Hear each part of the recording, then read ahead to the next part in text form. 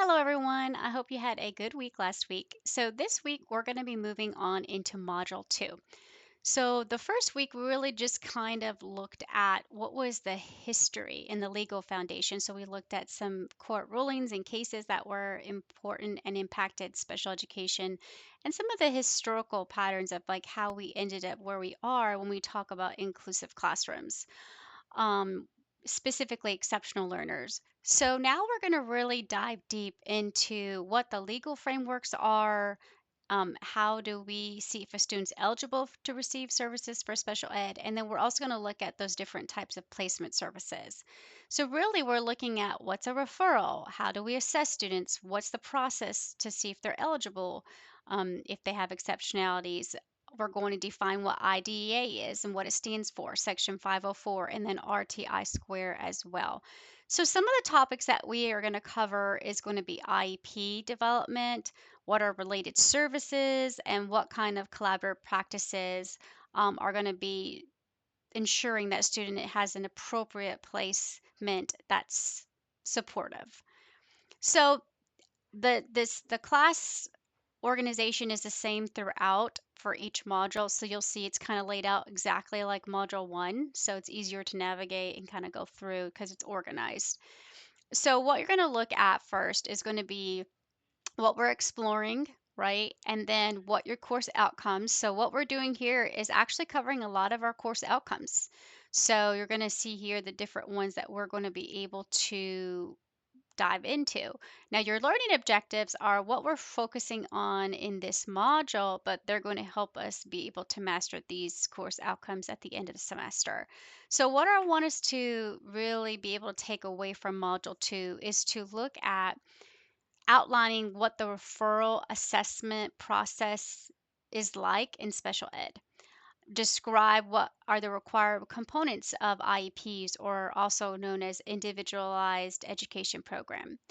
What are some examples of related services for students who have special needs? And then also summarize the purpose of Section 504 and accommodation plans. So those are our objectives for this specific module. Now, here are key words and concepts that I want you to look at. I kind of broke them down into categories because it's easier. So, legal frameworks. Here, these form the foundation of special ed in the US. So, we've got IDEA, um, Individuals with Disability Education Act. That's what it stands for. It guarantees free, appropriate public education, also referred to as FAPE, and it outlines procedural and substantive requirements for IEPs. Section 504 of the Rehabilitation Act, ADA, which stands for Americans with Disability Act, FAPE, we already talked about that, LRE, known as Least Restrictive Environment. So, this meaning that we want to make sure that students who have exceptionalities are with their peers as much as they can be, right, to the maximum extent possible. And then also due process and procedural safeguards. So these are basically those legal rights that parents can dispute. And most of the time, the disputes are over services for the child or lack thereof. Eligibility determination, right, which is a multi step process. So you're going to learn about that. RTI, which is known as response to intervention. This is also used as part of the formal evaluation. There's three tiers to it. If a child is in tier three for an extended period of time, this may trigger eligibility assessment. We've got multidisciplinary team, which are going to be the parents, teachers, anyone that's going to help work on a team to support that student. Evaluation criteria. So these are our data sources from tests. It could be observations from the parents and other teachers. It could be behavior assessments, parents interviews, teacher interviews. So there's lots of different ways we look at the criteria and evaluate where that child is. And the disability categories under IDEA, there's 13 of them. Uh, there's actually 16, but 13 of them we recognize too. But we'll get into that this module. And then we have developmental delay. Then we move into individualized education program. Now, this is really the cornerstone of what we call special education because in the IEP, this individualized program for this student, we've got to have procedural requirements, right? So timelines, um, who's on the team, composition of the team. Then we have substantive requirements, right? So we got to make sure that it's reasonably calculated that the child's going to show progress to us because we have challenging yet achievable goals. And then we have implementation requirements. These are all the services that will be delivered, and they're all outlined in the IEP. Then we go back to thinking about legal cases. So these two cases shaped the laws that we have in special ed. So we've got the Rowley versus Hendrick Hudson, which helped came to be FAPE, right? That helped us establish FAPE. And then we have Andrew F. versus Douglas County, which really raised the standard for what we call meaningful progress. And then we have placement services. We talked about what that was going to mean. So we can either have a continuum, which means that from general education classroom all the way to more specialized schools. Say a specialized school or setting could be, say, school for the visually impaired or blind. Gen Ed being a regular classroom. So there's really a continuum, and it's really kind of goes across the board of what setting would work best for that student depending on their exceptionality or their need. Parental involvement, and then transition services. So these are really important key concepts for you to be able to really look into. Here are the standards that we're going to be looking at in task standards. These are teacher preparation standards for you getting to prepare for a teacher in your own classroom. So you have learner development, learning differences, assessment, and planning for instruction. So lots of standards we're hitting here. And then under Council for Exceptional Children, we've got curricular content knowledge, assessment, and then instructional planning and strategy. So you'll see how these two mesh together and kind of overlap one another, if you will. Now, the next thing is going to be your reading and resources. So we said that you were going to be reading chapter 3 in our textbook, Teaching in Today's Inclusive Classrooms. But the other thing I want you to look at is that PDF guide that I have here for you. It's a link, it's free. It's just like a small supplemental text. I want you to read chapters 2, 3, and 4 because they kind of go along with what we're learning about. And then I want you to read component 1.2, just that section, and then all of component 2 in the Tennessee Special Education Framework. Now, I realize it's quite a bit heavy reading, but this is a heavy module, and it's important for you to know the legal implications and the law when we're talking about eligibility, right, and placing students. There is a publishing company that we use, Cengage, where our textbook came from. They always give us slides that go along with the book, but I also like to use my own resource slides, so you're welcome to use those if you want. Then we have an outline that the publishing company also provides. You can use it if you want or make your own notes. I did provide you with a Nearpod presentation, and I'm not sure if you're familiar with Nearpod. Nearpod is like a way for you to interact more with the actual presentation. So it may ask you questions, it may have a link to something else, it may have a game embedded. So there's lots of different things that go on in this presentation. It's not just going through PowerPoint, reading through slides. It's a little bit more interactive than that. But to join, in order to get to Nearpod, so if you were to click this and type in join.nearpod.com, it's going to bring you to a screen that looks like this. You are going to just type in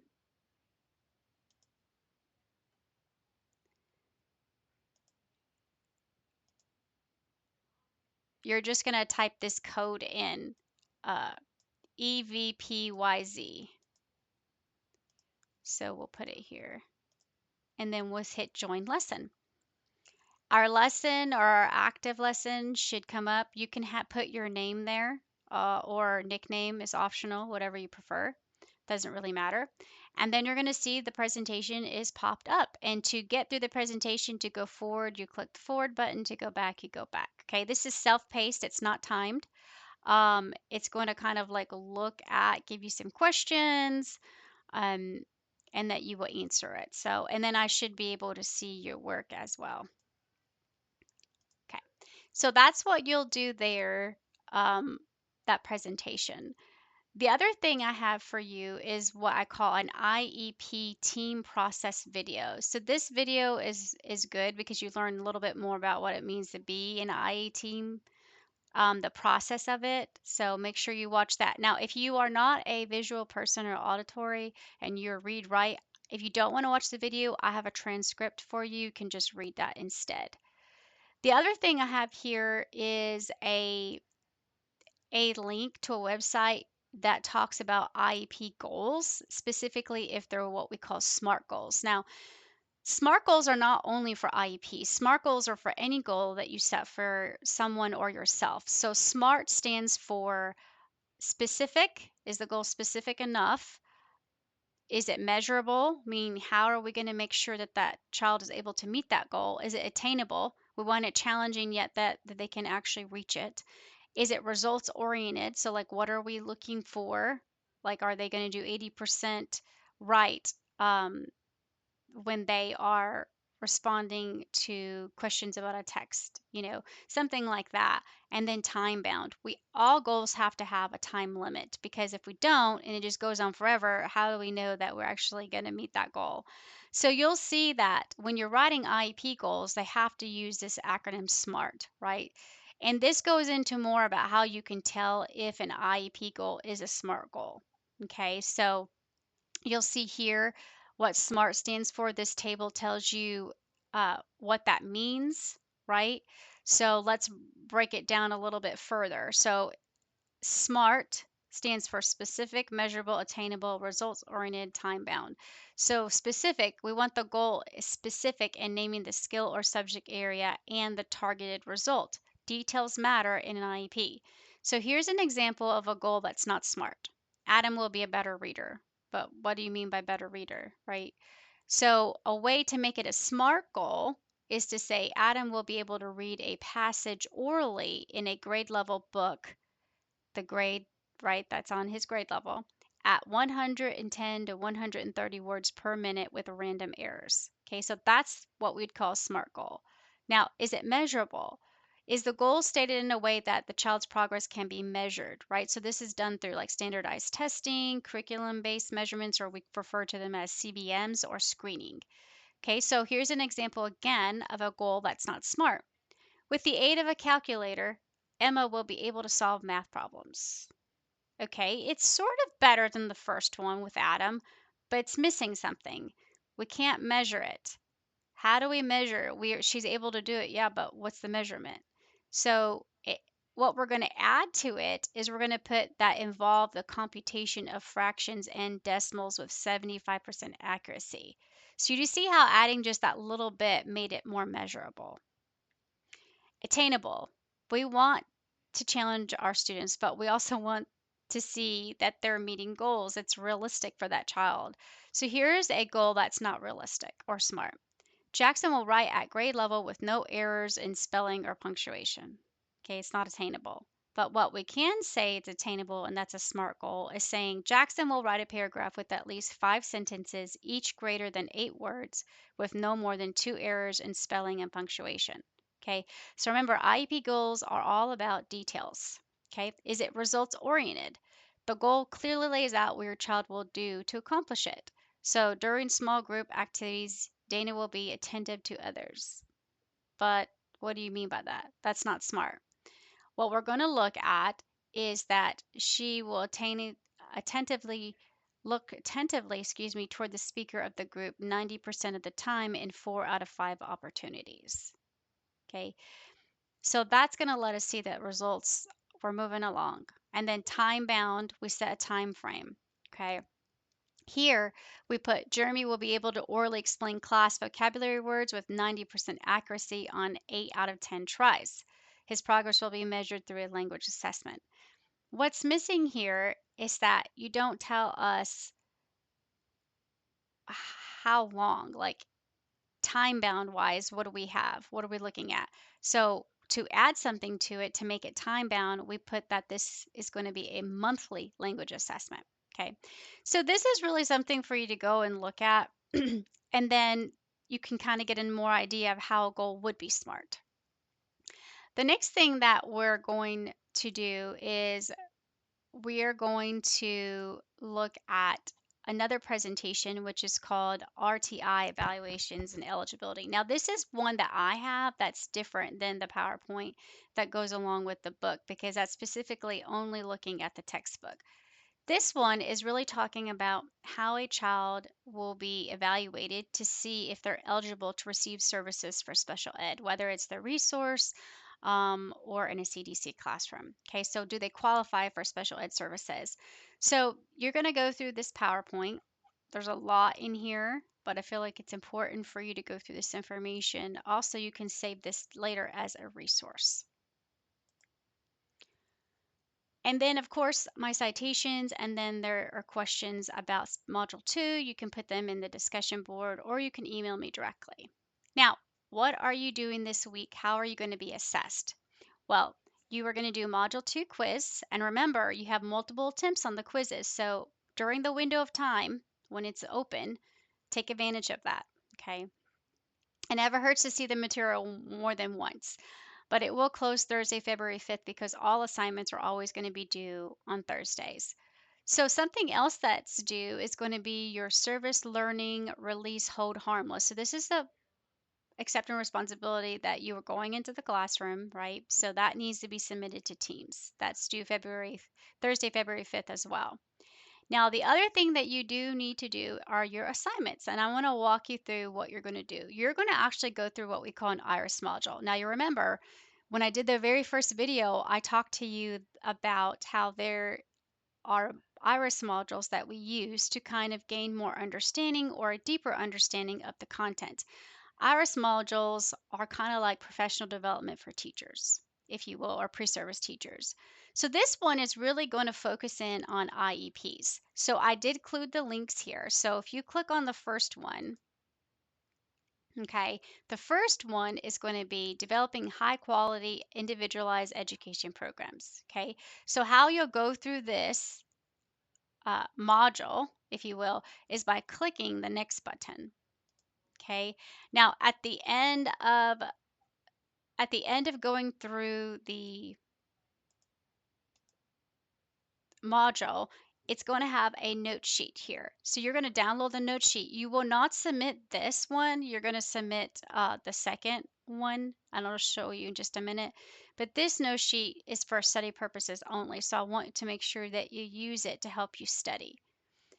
The next one you're going to go through is a second part of this. It was too large to put in one, so we separated it. But this is talking about what actually is inside of an IEP document, which is important for you to know.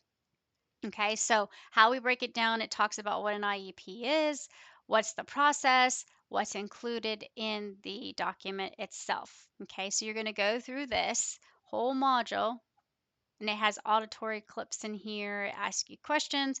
So it's really more interactive too for the student, I feel like. And then when you get done, this is the one that you do have to submit. And I did make notes here, like for the first note sheet with the IRIS module, I said this is for study purposes only. You'll see some key information on quiz 2. But this second one, I do want you to submit to Dropbox. So you will just click here and it will come up and you're going to use the module to help you complete this note sheet. Okay. This just lets me know that you have a general understanding of how to use a module and how to get answers from the module. Now, after we do that, you have one more thing that you're going to do. Now, you know earlier I said that I gave you a resource that would help you in interactive presentation. So the Nearpod presentation, you're going to actually use that to complete the second activity, which is called Meet Bella. Okay, so Meet Bella. Bella is a 7th grader. She has a learning disability. Her IEP includes what we call a PLAAFP. okay, statement. This is present levels of academic achievement and functional performance. So, academic achievement, we get that, right? Where they are in terms of reading, but functional performance can mean things like socializing, moving, those sorts of things. So we want to look at both when we're making statements. And what your goal is you're going to actually have to answer these questions. So what I want you to do is I want you to read her current PLAAFP statement. It says Bella reads at the fourth grade level at approximately 100 words per minute orally. Her oral reading rate includes many incorrect words. When asked comprehension questions about fictional texts, she is able to identify broad concepts such as main characters and events. However, she has difficulty identifying main ideas and supporting details in content area texts, such as science and social studies. She struggles with abstract concepts, inferences, deductions, and connecting what she has read to real world examples. So it tells you on A, section A, that this is not really considered a high quality PLAAFP statement. Now remember, when you do in the IRIS modules and when you are going through the Nearpod presentation, it talks about this. So you could use both of those to fill this out. You're going to identify the elements that are missing or incomplete inside this statement, okay? And you're going to say what they are and discuss it and why it should be included in her statement. Then, based on the statement, your team, you're on Bella's IEP team, you're going to develop an annual goal. So, when given a textbook passage at the 4.2 grade level, Bella will read the passage aloud at a rate of 100 words per minute by the end of the school year. Do you think that this goal here that you and your team came up with contains all the required elements of an IEP? Okay. If you do not, you need to identify the elements missing. And again, go back to your IRIS module, go back to the Nearpod presentation to see if it includes everything it's supposed to. Actually, you need to also look at while you're in there if it's a SMART goal. Remember that link to the webpage if it's got SMART criteria, right? So make sure that you look at that as well. So does it use a SMART criteria? Explain your answer. Is this annual goal sufficient to meet all of Bella's needs in reading? Justify your answer. Justifying your answer means using your textbook, using your presentation, using the IRIS module to help you answer this. Bella's IEP team is ready to develop the statement of individualized services and supports for her IEP. List and briefly describe the 6 elements that should be included in this statement. Again, going back to your IRIS module, it's going to help you as well as the Nearpod presentation. And then lastly, you're going to explain the importance of monitoring a student's progress toward meeting his or her IEP goals and reporting that progress to the parents. Okay, so you're going to complete that and save it. Now, what you have to do here is you'll see that if you go, it says use this activity along with your Nearpod presentation, and I also want you to use the IRIS module. You're going to submit it to the same Dropbox under the same section as your IP IRIS module. So if you go to assessments and you hit Dropbox, you're going to scroll down a little bit. Under course projects, you're going to see a section that says module assignments, and you're going to see it there, the second one. It says IEP IRIS module and IEP PLAAFP statements. That is the assignment, Meet Bella. So both that note sheet from the second IEP and the Meet Bella activity have to go in here, and you can submit 2 documents under it. It's okay. But that will be your assignment, and then of course you will take your module 2 quiz. So I hope that you get a lot out of this module because it has a lot of great information in it, a lot of important topics that you should look into. Okay, remember, also don't forget to look at the service learning module because you are going to be having to um, submit more things. So I want to remind you, if you've not gotten your background check or purchased your liability insurance, you also need to go ahead and do that as well.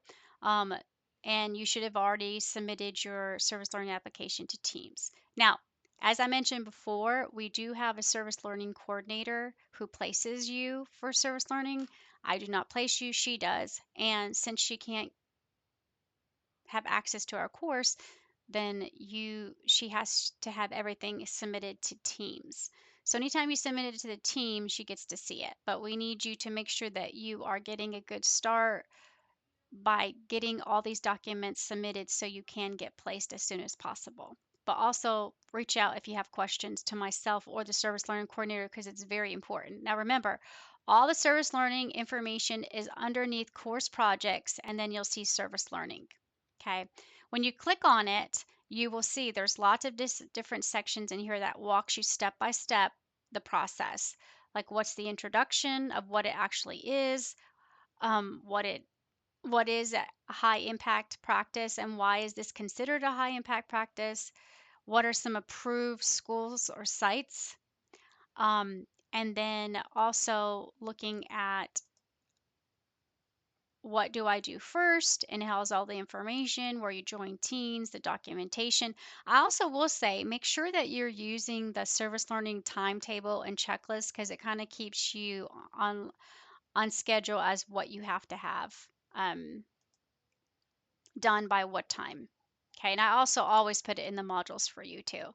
So you have to complete all your pre-service learning paperwork. And then once she gets you placed, she will email me and I will email you and say, you've been placed for service learning. You need to reach out to this person and you're going to complete what we call a referral confirmation form, which just is a form that lets us know that both the principal and the director, whatever side it is, that the administrator and the mentor teacher you're placed with both agree to have you for 12 hours.